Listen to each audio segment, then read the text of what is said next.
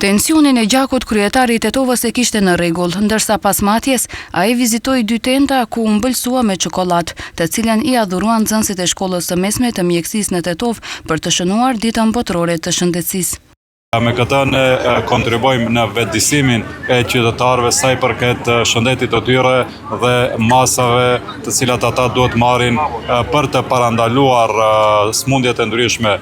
Ndërsa arsimtarët dhe infermierët theksuan se qëllimi i aktivitetit ishte të japin këshilla për ruajtjen e shëndetit dhe promovimin e programeve të tyre.